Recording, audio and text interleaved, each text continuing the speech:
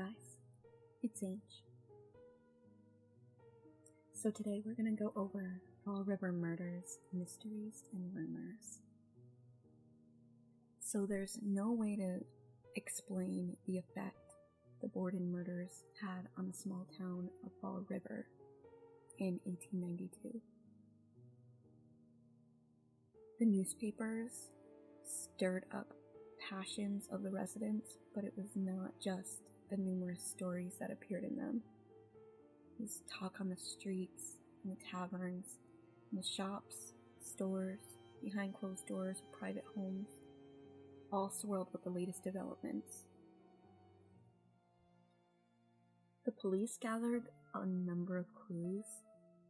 A boy reported seeing a man jump over the back fence of the Borden property, as we talked about in the beginning in the Fall River series. And while there was a man found matching that description, he had a solid alibi. There was also a bloodied hatchet found on the Sylvia farm in South Somerset, but the blood on the blade proved to be of a chicken.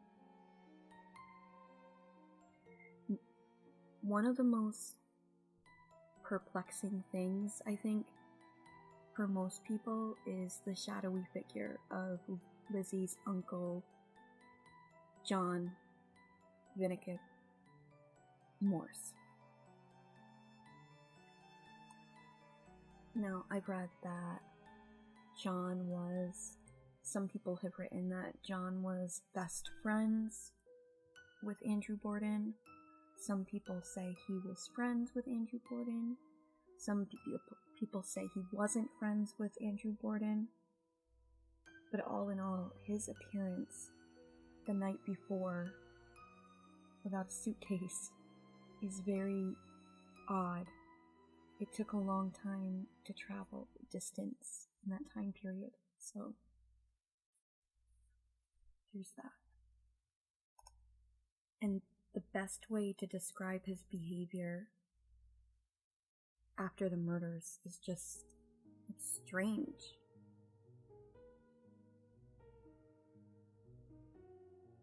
John's sister, Sarah, married Andrew Borden 47 years earlier, when Borden was still young. And struggling together, they had Emma, Lizzie, and little Alice, who had not survived. John and Andrew started a furniture business together, but they weren't successful. At 25, John had gone out west to seek his fortune, and he settled in Hastings Mill, Iowa, where he did very well in the horse trading business. So he eventually comes back to Massachusetts and establishes his home in South Yarmouth, near New Bedford, in August of 1892. And he came to spend a few days with the Bordens. But again, it's so strange, he did not have a single piece of luggage. Not a comb, not a shirt, or toothbrush. No, he just settled back in Massachusetts in August of 1892. Andrew Borden was murdered on August 4th, 1892.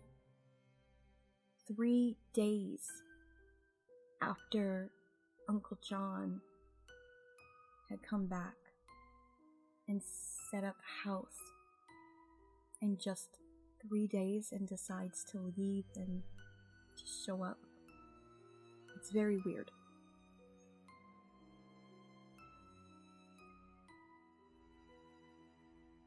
He was always welcomed at the Borden home. Andrew was often said to be his closest friend, and he always got advice on business matters from Andrew. Morse arrives unannounced at dinner time on August 3rd. Andrew was happy to see him and ordered another plate to be set for the meal. Morse had eaten and they talked. He later told the police he had then gone out on business, returning that night at 8:30. There had been more talk until 10, and they all had gone to bed. He was up very early the next morning, and he was gone by about 9 a.m. And he said that he would be back around noon for lunch. He had been out of town visiting his niece and buying a pair of oxen. The most interesting thing is that he could trace his movements minute by minute, and street by street, including the number of the trolley that he had ridden and the number on the cap of the conductor who had been on board. He had carefully built what was detailed as an unbreakable alibi. Whether or not that was what he was trying to do, it's still unknown. Now, when he returns back at noon, he apparently fails to notice that several hundred people are milling about in front of the Borden house.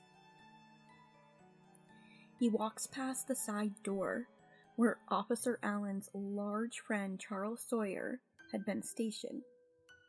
He spoke to no one to ask about the excitement. Instead, he just pushed his way through the crowd and made his way to the backyard, where he absently picked up several pears and nonchalantly leaned against the corner of the barn. He showed no curiosity as to why Sawyer was guarding the door or why the policemen were running back and forth frantically in and out of the house.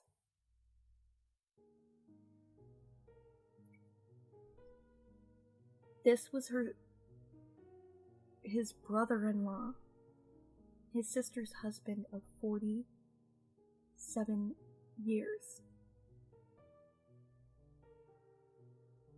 He asks, "What's happening?" He says nothing and just stands there to the side. That's very interesting. So, when he's finished with the pears, and he'll later testify that it was just one pear, but there was another officer that swears he saw him eat 3 pears. So here we go again with the 3 pears. He finally wanders over to the door and identified himself and went in the house. He told a reporter, "I opened the sitting room door and found a number of people, including doctors. I entered, but only glanced at the body. No, I did not look closely enough to be able to describe it. Then I went upstairs and took a similar hasty view of the dead woman. I recall very little of what took place." So, he's in the house for a total of 3 minutes, and then he left. Was he in shock? Was he so stunned that he simply couldn't register what had taken place? Or did he care so little for his closest friend and the dead woman that he simply didn't care? Or worse yet, was John Morris somehow involved in what had occurred? Was he so depraved that he was unmoved by the sight of butchered corpses of his friends, his niece's family?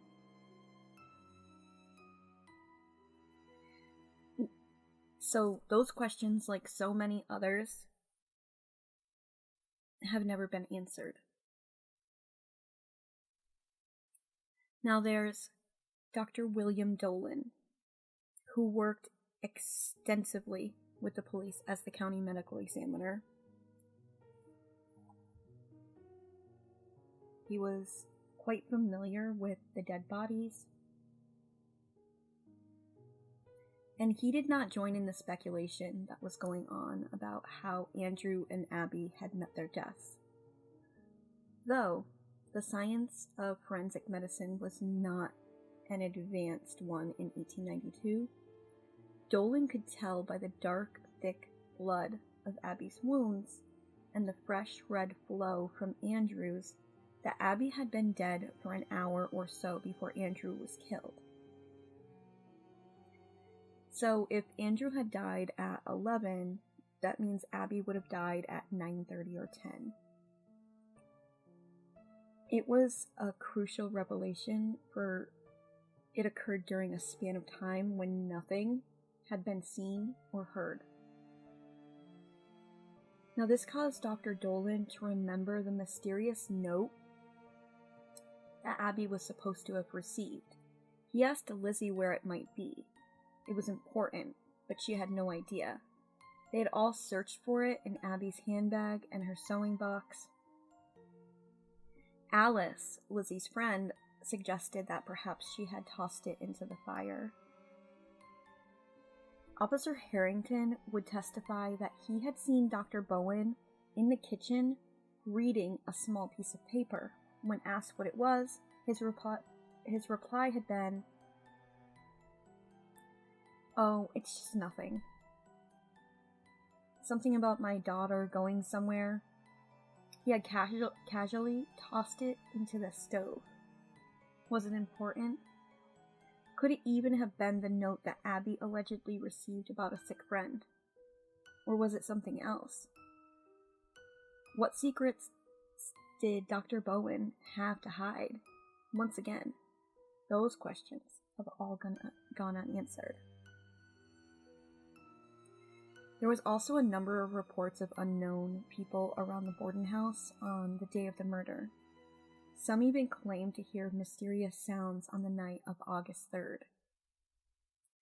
Later, during Lizzie's trial, the first witness for the defense was Martha Shagnon, the daughter of Dr. Shagnon, the Borden's neighbor, diagonally northeast behind them.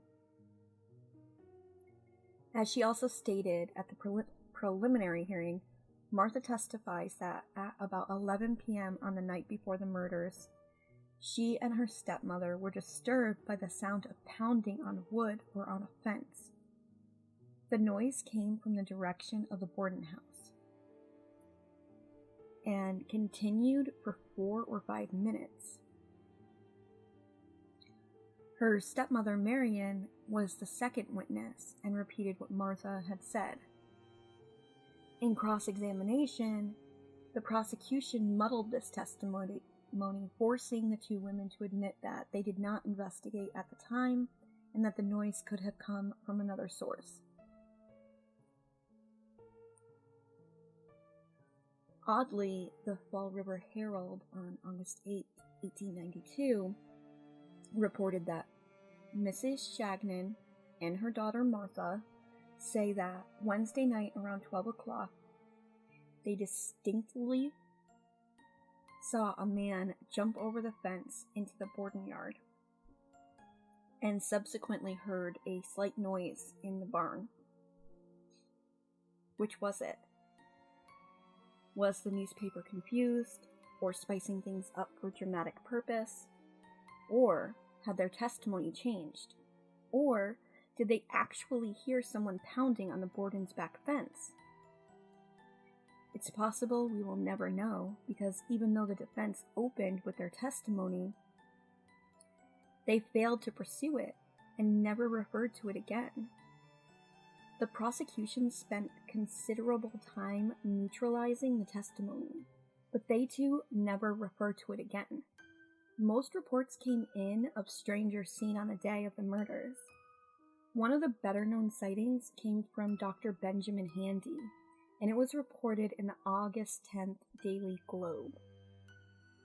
And this is what is quoted. In connection with the great mystery, a report is circulated upon which more or less importance may be attached.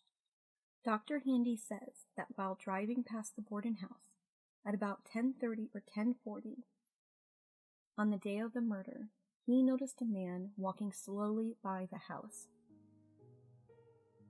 In his profession, the doctor meets and passes many people, but he says that his attention is never attracted to a person on the street before as it was by this man. So much so was he struck by his appearance that he turned about in his carriage to obtain a second look at him. He described him as being a man of about 5'4" in height, of medium weight, and wearing a dark mustache. His face was deadly white, but was round and full. The young man was apparently 20 years of age. This description tallies with that of a man whom Officer Hyde saw in the vicinity on the morning of the murder. His description also answers to that of a man who is reported to have jumped on a wood team at Flint Village and asked to be conveyed to Westport.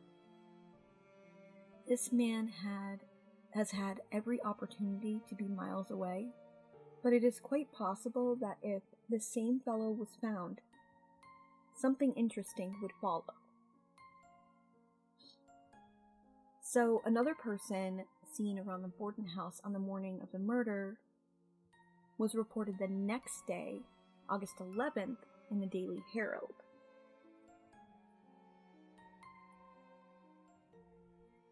And here's what's written in quotes. Another woman dropped into the case Wednesday afternoon, but she did not stay long.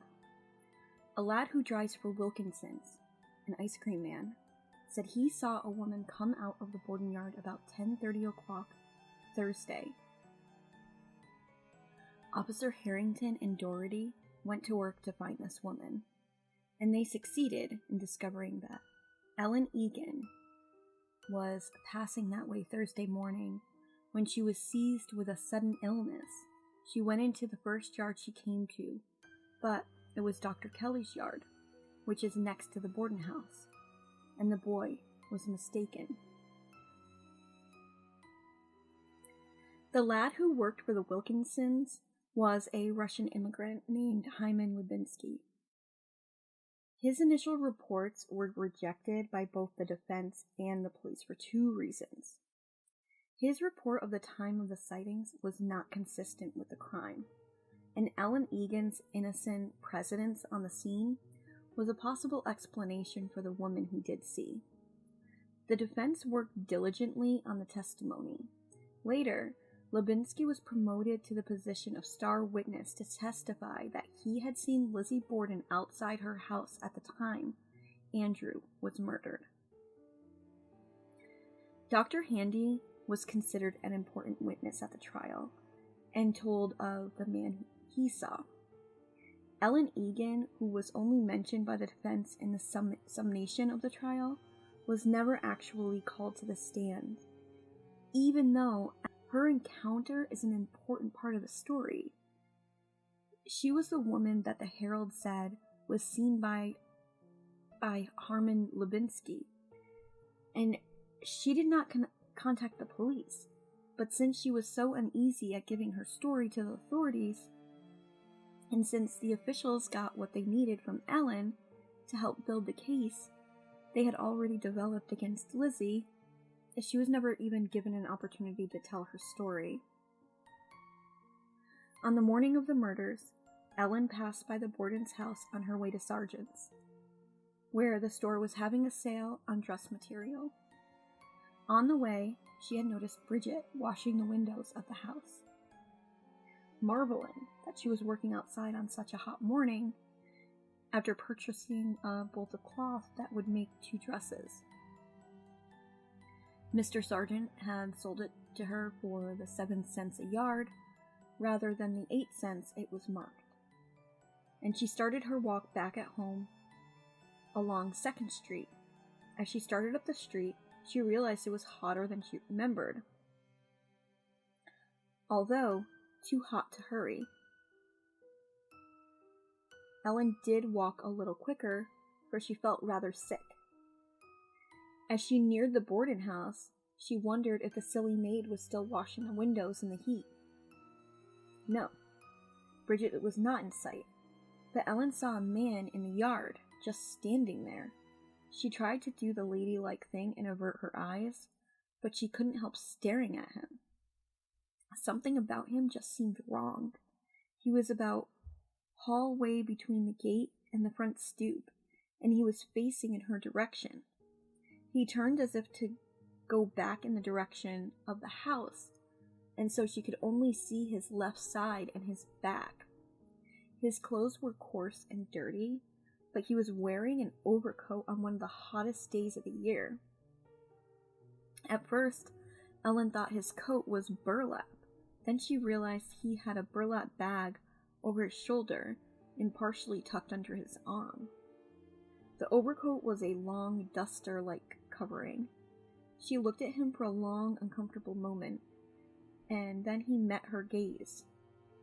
Ellen said she felt shocked and scared, and when the man took a step toward her, she literally ran. And as she hurried away, she sensed that something else was wrong. It was his smell. It was an odor like nothing she had ever experienced before. It was not sour, not sweet, not a manure smell or sweat. It was thick and repulsive and impossible to describe. Her fright, the heat, the smell, they combined to make her sick. Gasping and sobbing, she sank to the ground. When her wits returned, she was under the shade of an elm tree, on the cool, comforting grass. She realized that she had fainted, but didn't know how long she had been there. Suddenly, she remembered what had frightened her, and she looked all around. There was no one there. The man she would refer to as the quote-unquote devil for the rest of her life, was gone. She felt a little foolish then. She had no idea why she had behaved in the way that she did. She looked around again, and seeing nothing, she gathered her packages together, looked up and down the street one last time, and went home. With a firm, determined stride, she had a dinner to prepare and ironing to do. She heard the clock at City Hall chime 11 times. I'm very late, she thought. The strange man that she had seen did not completely leave Ellen's mind. She remained troubled during the week that followed, as the newspapers filled with stories about the murders. Murders that must have occurred about the time that she had passed the house. Who was the strange man that she had seen, with the horrible odor that she was unable to describe? Unsure of what she had seen and how she could tell the police about a man that she never got a clear look at, Ellen decided that she would tell the police that she had seen Bridget outside, as the maid claimed, and mention that there had been a man in the yard. When the police caught him, as the initial newspaper report said they would, Ellen would ask to look at him and see if he was the right one. It was a solid plan, but one that she never fell up. It was just not a plan she followed up on. When the arrest warrant was issued for Lizzie, and not for the mysterious man she had seen, Ellen never returned to the police. And whoever the man was, he vanished into history. Or did he? Throughout the day and the next, information poured into the police headquarters from volunteers who genuinely wanted to help, and from the inevitable amateur detectives and more morbid attention seekers. The police force, now back from the annual clam bake at Rocky Point, were fully committed to the investigation. On August 5th, the Daily Herald updated its readers on the facts, rumors, and speculations in the case, noting that further investigation into the circumstances of the Borden murder shroud it with an impenetrable mystery. Nothing that has ever occurred in Fall River or the vicinity has created such intense excitement, with nothing more than rumors and theories to build a story from. The newspaper used all of the gossip that was spreading throughout the town to simply ask questions and report the stories that were spreading through the town. Since almost the very moment the crime had been reported, 2nd Street had been crowded with curious people, and all of them were talking. The newspaper managed to fan the flames of speculation and questioned how such a bloody deed could be perpetrated in broad daylight in a house on one of the busiest streets in town. No one had been seen entering the house, inside of it, or fleeing the place with bloodstains on his clothing. It was a perplexing mystery. But the newspaper was determined to list the suspects, or at least the characters in the strange story, because they were the people being talked about in the streets of Fall River. So Uncle John Morse offers a reward for $5,000 for information leading to the killer, was described in one of the newspapers. Well known in the city where he was born and lived for many years, it made mention of his successful horse business and noted that while nothing definite was known about his affairs of the past week, he told friends that he had brought a train of horses with him from Iowa to sell and that they were being kept in Fairhaven. That's interesting, because Emma was in Fairhaven. Did they talk before? Emma's in Fairhaven, and Uncle John's new home is in South Yarmouth.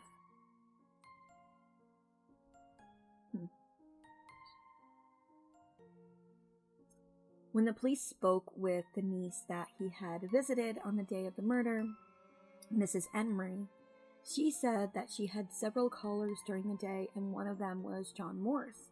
He left her home around 11:30 that morning, at least a half hour after Andrew Borden had been killed. Emma Borden returned home from Fairhaven on Thursday evening, summoned back to town by the news of the murders. The details of the crime had not been told to her, and she was said to have been overcome by the recital of the events. The newspaper article also returned to the question of the mysterious letter that Abby Borden was believed to have received on the morning she was killed. The letter, the newspaper reported, has since disappeared. The explanation that was given was that after reading it, Abby tore up the note and threw the pieces into the fire. Bits of charred paper were found in the grate, but not enough to give any idea about the nature of the note. But also, if we remember, Dr.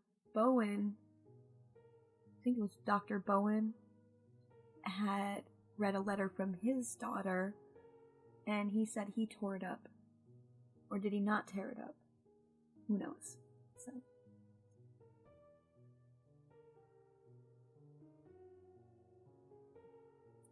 So bits of charred paper were found in the grate, but not enough to give any idea about the nature of the note, or even if it was the note in question at all. No one in the house could offer any explanation as to where the note came from, but the writer stresses, since publicity had been given and considerable importance attached to it, it is considered probable that the writer will inform the family of the circumstances and thus remove suspicions. But of course, that revelation would never occur. If there truly had been a letter, its contents were never revealed. The newspaper story also stated causes for the murder are arising so fast at the present time that it is nearly impossible to investigate them. One of the latest stories involved a tenant named Ryan who occupied the upper floor of a house that was owned by Andrew Borden. He was so troublesome that he was asked to move, which resulted in a loud disagreement with Mr. Borden, and several people overheard him saying that he would like to see him dead. The police looked into the matter, but nothing came of it. The owners of Griffith Brothers Carpenters on Anowin Street told a story that seemed important in the days after the murders. They were driving up Pleasant Street at about 11 on Thursday morning when they saw a short, poorly dressed man walking rapidly along the sidewalk. Under his arm, with the handle down, was a large cleaver, unlike anything they had ever seen before.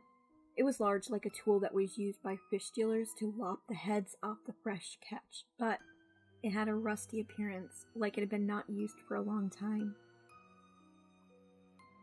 As the weapon with which the murders were committed had not been found, the carpenters surmised that the man might have been carrying the weapon that had killed the Bordens. The police looked into the sighting, but again, nothing came of it. The final section of the story was the most telling. In regards to what direction the police were going with their investigation, they had been following the case with leads from a dozen different directions and began to collect a chain of circumstantial evidence that was beginning to point into a troubling direction. The newspaper reported this, quote, "The police have worked in other directions and have discovered things which bring them face to face with embarrassing difficulties. The poisoned milk theory had been investigated, and an unsuccessful attempt was found to have been made to purchase a drug at a South Main Street store that may have something to do with a subsequent development in the case.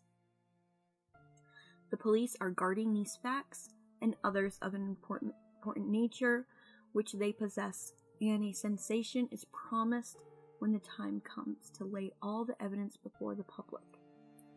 The necessity of another search of the premises for the sake of bringing to light the weapon with which the deed was done is being urged. This will furnish an important link in the chain of evidence, and until it had been found, it was undoubtful whether any definite movement will be made." A physician who took part in the autopsy told a reporter that if the dead body could speak, they would disclose the fact that no mysterious stranger had been around to rob them of life, that the person who committed the foul deed was at that moment not far from the scene and knew just where to lay hands on the weapon. When pressed for explanation of these mysterious words, the doctor declined further to commit himself, saying that strong suspicions were not trustworthy as evidence. And with these words, the first hints were revealed that the investigators in the case were looking for a killer that was far closer to home than any tenant with a grudge or stranger who happened to enter the house with plans to rob the place. These words were the first daring, almost scandalous suggestion that, absent any other motive, one had to look to ones who benefited from the deaths of Andrew and Abby. This was an obvious pointing of the finger toward Emma and Lizzie, and since Emma had been in Fairhaven at the time of the murders, that left only the sister who had been at home. The note that the police had discovered things that bring them to face with embarrassing difficulties was another suggestion that something awkward had been discovered by the inquiry. But it was unnamed. Physicians' thoughts on what the corpses might say if they were able to speak that came very close, for the first time, to accusing Lizzie of murder.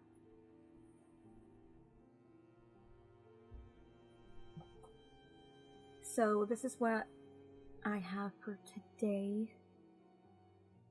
But I do think it's interesting how Uncle John comes all the way halfway across the country.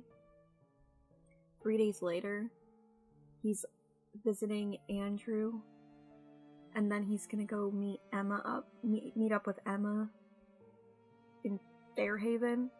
Or is he gonna meet up with Emma in Fairhaven? It's odd. Everything about this case is so weird.